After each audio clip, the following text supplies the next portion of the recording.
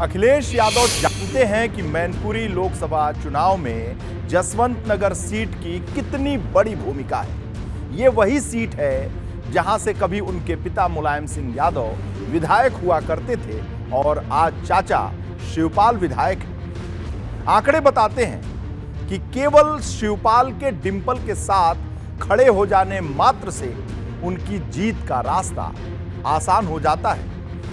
अभी विधानसभा के चुनाव हुए जिसमें शिवपाल यादव की जीत अखिलेश यादव से बड़ी थी और यही वजह है कि अखिलेश यादव ने करहल में बूथ सम्मेलन करते हुए कार्यकर्ताओं में जान फूंकने के लिए शिवपाल चाचा को याद किया और उनकी ताकत को याद दिलाया।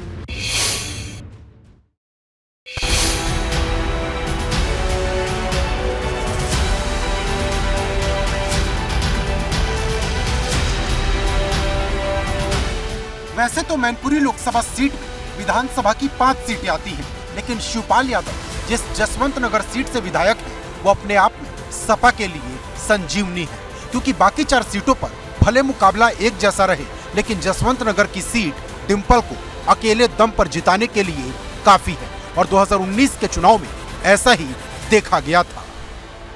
और वहाँ पर अधिकतर चुनावों में मुलायम सिंह यादव को, समाजवादी पार्टी को या उनके द्वारा ही नामित किए गए किसी व्यक्ति को जीत मिलती आई है। तो मुझे लगता है अगर इस बार भी कुछ इसी तरह का परिदृश्य बनता है तो इससे उस सीट के ही अपने दम पर इस पूरी की पूरी लोकसभा सीट को निकाल ले जाने में एक मदद है। मैनपुरी लोकसभा क्षेत्र में पड़ने वाली 5 सीटों में से 3 पर सपा के विधायक हैं, जबकि 2 पर भाजपा के विधायक। और हाल ही में हुए विधानसभा चुनाव के वोटों का बंटवारा देखें तो जसवंत नगर की अहमियत बढ़ जाती है। भोगांव में भाजपा के राम नरेश अग्निहोत्री करीब 5000 वोट से जीते। मैनपुरी सदर से भाजपा के जयवीर सिंह 6000 वोट से जीते, यानी 2 सीटों पर भाजपा की बढ़त 11000 वोटों की रही। लेकिन बाकी की 3 सीटों पर सपा ने जबरदस्त बढ़त बनाई। किशनी से सपा के ब्रिजेश कठेरिया 20000 वोटों के अंतर से जीते।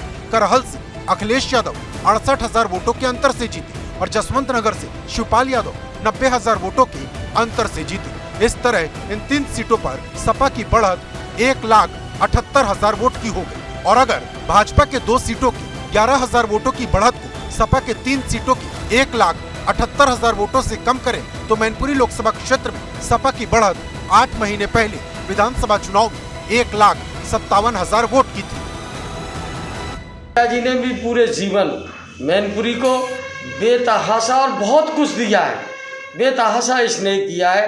तो निश्चित रूप से आज मैनपुरी की जनता बहुत दुखी है नेताजी के न रहने पर। और आज तब जबकि चुनाव हो रहा है तो निश्चित रूप से माननीय नेताजी के द्वारा जो प्यार और दुलार हम लोगों को, जनता को दिया गया है, पूरी तरह जनता समाजवादी पार्टी के साथ है। देखिए अखिलेश जी तमाम उपचुनाव हो गए, कहीं इतना अब घर घर घूम रहे हैं। पत्नी को उन्हें भयभीत है, उन्हें निश्चित हार की आशंका नहीं, पूरी तरह उनको ये महसूस हो गया है कि भारतीय जनता पार्टी चुनाव जीत रही है। पत्नी और पार्टी दोनों की प्रतिष्ठा दांव पे लगी, घर की रोटी पानी भी उनकी बंद हो जाएगी। घर घर घूमने का काम कर रहे हैं, एक एक द्वार दरवाजे दरवाजे रोज पड़े हुए हैं। हर पार्टी के लिए अपने अपने आंकड़े हैं। 8 महीने पहले हुआ चुनाव विधानसभा का था, लेकिन 3 साल पहले जब चुनाव हुआ था तो वो लोकसभा का था और भाजपा के नेता लोकसभा चुनाव के आंकड़ों का ही पोस्टमार्टम करने में जुटे हैं। 2019 में मुलायम सिंह यादव की जीत करीब 94,000 वोट के अंतर से हुई थी। 2019 में सपा और बसपा का गठबंधन था। बसपा से गठबंधन के बावजूद मुलायम की जीत का अंतर पहले के मुकाबले कम रहा। भाजपा का मानना है कि बसपा के ही अनुमानित 1 लाख वोट मुलायम को मिले और 1 लाख वोट अगर हट जाएं तो मुलायम उस वक्त चुनाव हार जाते। इस बार भी ये परिवार एकजुट था, शिवपाल भी साथ थे, नेताजी भी थे, अखिलेश भी थे, पूरा कुनबा एक था। उसके बावजूद जब 92,000 से जीते, वो भी बहुजन समाजवादी पार्टी के समर्थन के कारण, गठबंधन के कारण, तो अब जीत का कहाँ रास्ता है, मुझे कोई विश्लेषक ये बताए। तो आज की परिस्थिति में ऐसा नहीं है। नेताजी तो अब नहीं है, तो नेताजी नहीं है तो मुझे नहीं लगता कि जो लोग उनको वोट कर जाते थे नेताजी के कारण से वो समाजवादी पार्टी के अन्य प्रत्याशी को भी कर जाएंगे। तो इसलिए वहाँ के ऊपर भारतीय जनता पार्टी विजय होगी, चूँकि देश का जो मत है और खासकर उत्तर प्रदेश में आम जनों का, तो वो मोदी योगी के ही साथ में है। मैनपुरी में जब तक नेताजी थे तब तक इस सीट पर भाजपा भी ज्यादा उम्मीद नहीं पालती थी, लेकिन अब जब नेताजी नहीं हैं तो भाजपा ने पूरी ताकत झोंक दी है। लेकिन शिवपाल और अखिलेश के साथ आ जाने से एक बार फिर भाजपा की उम्मीदों को झटका लगा है। उधर सपा प्रचार के दौरान सिर्फ और सिर्फ नेताजी का नाम ले रही।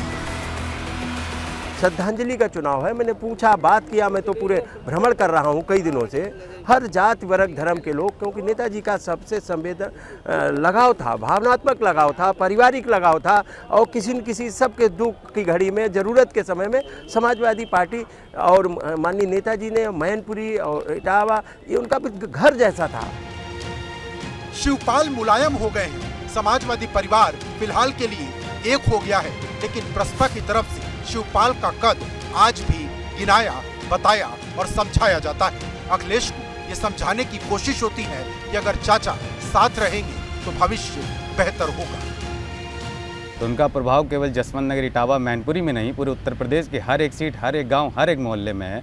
तो जब से आदरणीय शिवपाल सिंह यादव साहब को आशीर्वाद मिला है, डिम्पल जी को, तो हम लोग यकीन दिलाते हैं कि मैनपुरी चुनाव बहुत ही अच्छा होगा। अखिलेश के लिए चाचा जरूरी तो हैं, लेकिन अखिलेश इस जरूरत को सीमाओं में बांध कर रखना चाहते हैं। और वैसे भी शिवपाल सिर्फ उपचुनाव के लिए राजी हुए हैं। अगर फिर कहीं उन्हें सम्मान को ठेस पहुंचने जैसा महसूस हुआ तो 1.5 साल बाद इसी मैनपुरी में लोकसभा चुनाव होगा और फिर नया रोमांच पैदा होगा। Bureau report, ABP Ganga.